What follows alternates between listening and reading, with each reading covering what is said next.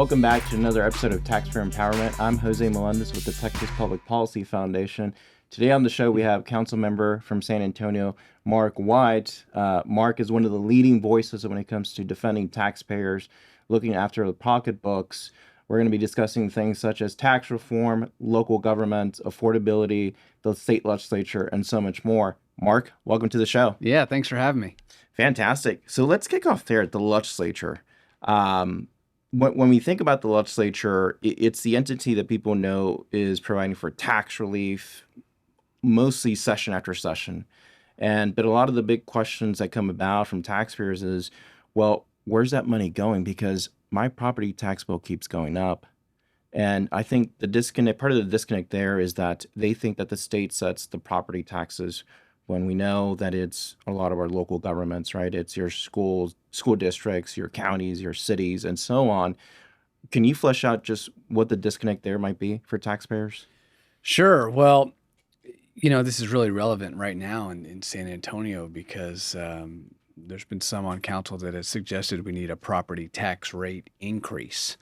And at a time where affordability is such an issue for so many citizens, not just in San Antonio, but in Texas and around the country, just such a terrible idea, if you ask me, to raise people's taxes. But the issue, I think, comes down to spending. When people are asking where their money is going, in my experience and all the neighborhood meetings and community meetings that we go to, local government is being asked by its citizens to spend on the core city services, which are public safety, really, and critical infrastructure solutions.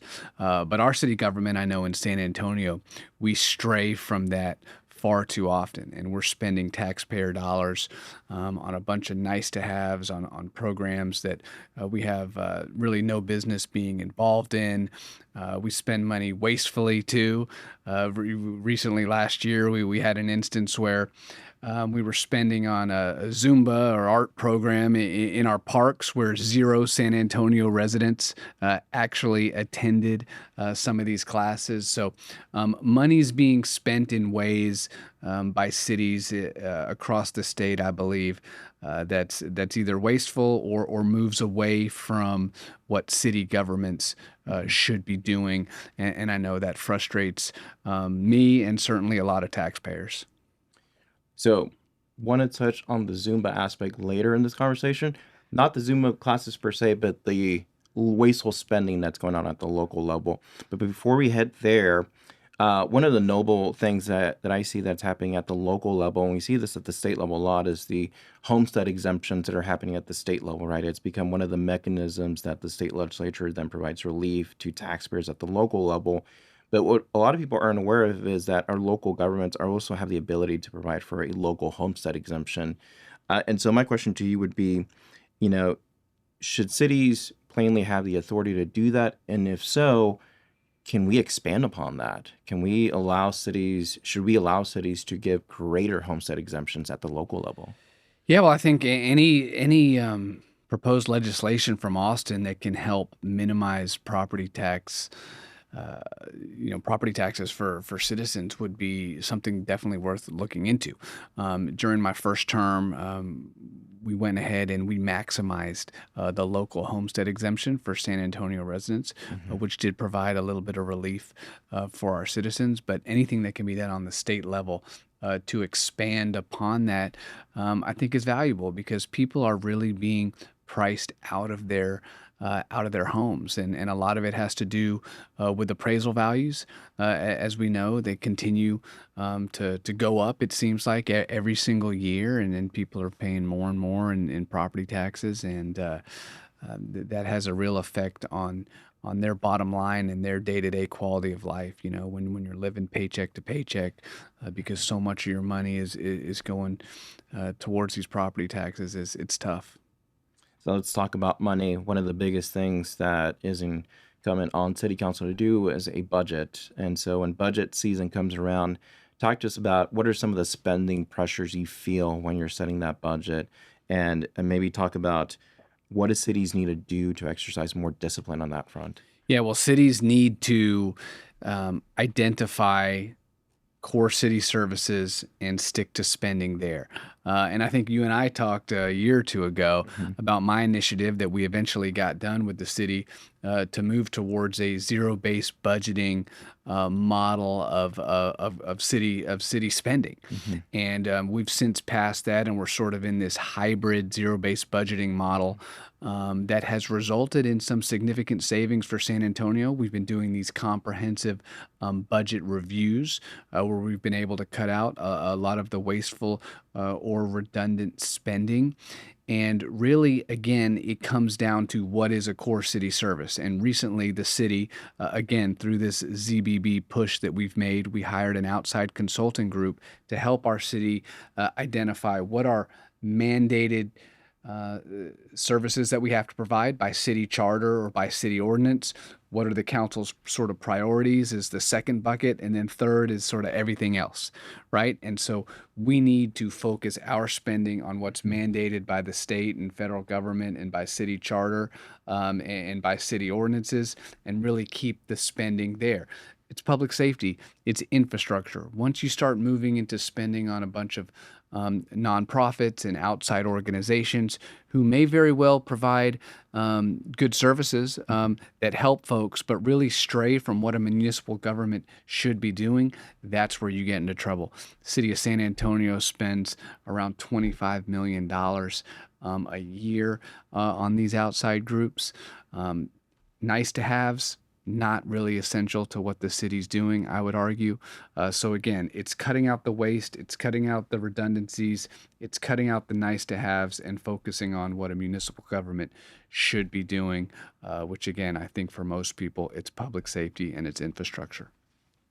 Yeah, so I would say adopting CBB is a major win for you and the city of San Antonio. As you know, we at TPPF are big fans of the idea of CBB. Zero-based budgeting is what really course corrected the state of Texas about 2 decades ago when Rick Perry was governor, where we were experiencing I think it was a $10 billion budget shortfall, and they implemented Yeah. CBB in order to course correct. So I'm interested to know, how did you win over the council? How did you bring folks to your side and get them on board with CBB? I think that there were a number of council members that saw what I did and that we were entering a tough fiscal time. I mean, right Mhm. now the city of San Antonio, we're in $100+ million deficit, and I think some of the others saw that the spending was really out of control. I say it all the time. We don't have a revenue problem with the city. We have a spending problem. And so it was a matter of going to each of these council members and saying, hey, there's a better way to do this. Simply giving each city department 3% more money every single year and watching government grow and never going back to verify if we're getting our bang for our buck on, whatever the programs are we're spending on is simply nonsensical, right? We need to do what private businesses do every year. Every department should have to justify each expense in the budget for the upcoming year based on the results that they want to achieve, not just spend more money for the sake of spending money. And again, going back and doing these budget reviews like we've been, that's what helped us catch, the Zumba issue I just mentioned. And when you see things like that, I think, at least for my colleagues, they've started to say, well, yeah, it sort of makes sense to do this in a different way. Is it more work for city staff? Yes. Is it uncomfortable sometimes to have to make some of the cuts that we have to make through this process? Yes. But at the end of the day, look at where we are now. We have a huge budget deficit. And so, sort of cleaning out the system, if you will, and moving to a different style of budgeting that requires verification and return on investment for the money that's being spent, I think simply makes sense. And I'm pleased that our city manager Mhm. and his team have been willing to move forward in this regard, and it's going to help us going forward. So let's switch gears just a tad bit. We're going to stick on local government spending, but switching gears to the legislature, the Texas House, the Speaker of the House, Dustin Burrows, created a new committee. It's called the Government Oversight Select Committee that gets at several issues. Two that I want to present to you today that cover local government spending.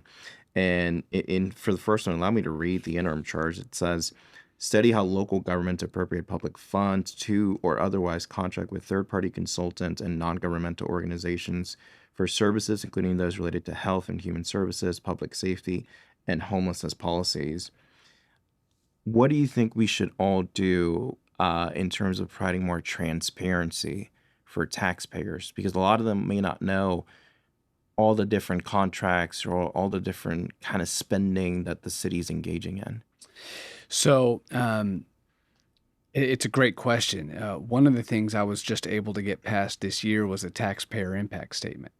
And cool. it's something that I think needed to be done in San Antonio. I know they have it here in Austin, but again, a very simple one-page document that we're going to now require to be published in our local newspaper, where the citizens can see if the tax rate's going up, if fee increases are coming. So again, making it more readily available in a readable format for folks is number one. Number two, we're also pushing forward to redo the budget book in San Antonio. You know, if you want to go find out how we're spending on a particular department in San Antonio, you've got to look 3, 4, 5 different places. There's other cities in Texas, Houston and Dallas are two that come to mind, that when you look at their budget book, it's much easier to read. You take libraries and you can see a library section and what the city is spending on personnel, books, their facilities, et cetera. So I think we need to do a better job of having all the information in one place. So, you know, the speaker's effort in terms of transparency here, I think is fantastic. I don't know if his initiative related to nonprofits and NGOs and things like that are a part of that. And if so, it's another area of need where we need more transparency, because there's so much spending that goes on in that regard, and how that money is really being used. Is it really being used on core city issues and priorities? I mean, all of that needs to be looked at. Absolutely. The second charge that committee is taking on that I want to bring to your attention deals with something that you're very familiar with from 2023. Back in 23, then Representative Dustin Burrows, well, still rep, but now he's the Speaker of the House, took on a major piece of legislation, House Bill 2127, known as the Texas Regulatory Consistency Act, but that then became affectionately known as the Death Star Bill. And I know you're very familiar with that story. So the committee is analyzing the implementation of that bill. You know, for a while after it passed in 23, it was stuck in the courts, got out of there. Now we're starting to see the initial implementation of the bill. Yeah. As we're seeing that, do you think that has informed how San Antonio approaches regulations? And if so, do you think it's forced cities, maybe not just San Antonio, but other cities in Texas, to reassess the adoption of certain ordinances? I do. I do. I know that we've talked about it multiple times as a city government when some of my colleagues have wanted to put new ordinances into place, and our legal folks have had to say, well, you know, we can't really do that here. One that comes to mind, of course, is we call it the water break bill or the heat ordinance in San Antonio, where some of my colleagues wanted to require all contractors to make certain time for water breaks and things. I thought it was sort of trying to find a solution where there wasn't a problem, because contractors were giving their folks breaks already as it is. But that was an instance where, you know, the legal said, hey, we can't do this because this is an area governed by the state. If we want to do it, we'll have to narrow the scope just to city contractors. But yes, so I think the bill is great. It's sort of going to help, I think, cities save themselves from themselves. A city government. Put it. Yeah, I mean, city governments need to stay in our lane, and when we don't, again, the spending gets out of control, and we run into all sorts of other problems. So, yes, I think it's a great bill. The city has taken heed of it in multiple circumstances where we haven't been able to do some of the things that my colleagues wanted to because of the bill, and I'd be interested to see when the study comes back how it's having an effect in other cities.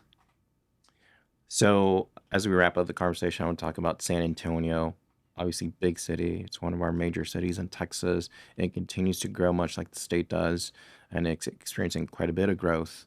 in that, how do you maintain a balance of accommodating that growth without growing government too much? Yeah. So it's about responsible growth. Mhm. Again, we have a $1.7 billion general fund budget. To me, that's more than enough money to do what we need to do as a city. More people are coming to Texas. More people are coming to San Antonio. That while it's uncomfortable for some folks, it's also an opportunity, I think, for cities. Grow the revenue base, add businesses to our city, which of course can provide jobs for our citizens, which again will grow the revenue base even more. But city government again gets into trouble when they try to be all things to all people. Mhm. And what we clearly need in our city is more fiscal discipline. And this budget crisis that we're in right now, where we have this huge deficit, and it's going to require us to cut some city services, probably to cut some city staff, Mhm. to root out the waste and really scale back. While it might be uncomfortable now, this is going to be one of those things that is going to pay big dividends for us in the future. So let's cut everything back now, but then let's maintain that discipline moving forward. So growth is going to happen whether folks like it or not. It's certainly happening in San Antonio, but that doesn't mean that we can have a government gone wild down there where we have to do all these different things. Let the private sector handle the growth as they will. As a city, we got to stay focused on core city services, and if we do that, everything else will fall into place. Absolutely. And when you say uncomfortable, I think, well, families have to make the same kind of decisions. Why shouldn't government do the same? Much like families have to make those uncomfortable choices when it comes to spending habits at the home. Absolutely, and that's a great way to put it. And the other week on the dais, I brought up an instance of I think it was out in Colorado Springs where one of their cities had to decide to close down a an old community center Hmm. that had been there and served the public well for a while, but they chose to do so because of the financial situation they were in, Hmm. and because the same services that were provided by that community center Hmm. were provided in other places that were within a 5 mile radius of there. So they strategically said, hey, we don't love having to close this down, but they made the tough decision to do it because the impact would be minimal based on what was there surrounding it. That is the kind of strategic um, thinking that I think we need in San Antonio and that all cities need around the state. You can't have everything. It's not going to be fun to knock out some of these different programs and services and things. But for the long term fiscal health of the city, it's got to be done. So, just as a final question, you mentioned earlier, the need for fiscal discipline. You're considered by many to be one of the leading fiscal conservative voices on the San Antonio City Council. And so, a lot of folks in San Antonio who share your views, very much supportive. What would you say to just taxpayers in general in San Antonio, how they can get involved and how they can get involved in the process to hold their city accountable? Yeah, that's a great question. The coolest thing about city government is it's the closest form of government to the people. Hmm. And I say that because we're in the community every single week. People need to show up to neighborhood meetings, and people can also email their council people, and we read those emails. I mean, every single day, council members are reading the emails, and we do listen to what comes through. So that's number one. Reach out to your council person, set up meetings, email them, call them. Those things do get noticed by council people. Number two, elections matter, right? And in some of the districts in San Antonio, just a few thousand votes can mean getting somebody into office that more aligns with a fiscally conservative point of view. There are going to be multiple open council seats in San Antonio in 2029, Hmm. right? The citizens need to take notice of that. And when those open seats come about, Let's put forward good candidates that believe in fiscal discipline, and you can get out there and volunteer. And if you don't want to be a candidate yourself, you can work for those people and try to get people in these seats that understand that money is a valuable resource, and that we have to spend wisely if we want to get where we want to go as a city. So I think people in San Antonio actually right now are really paying attention to what's going on with our city government. And I love that. And so it's about staying engaged, showing up to meetings both in the community and down at City Hall, and then getting ready for those 2029 elections, and getting people into office that believe in fiscal responsibility.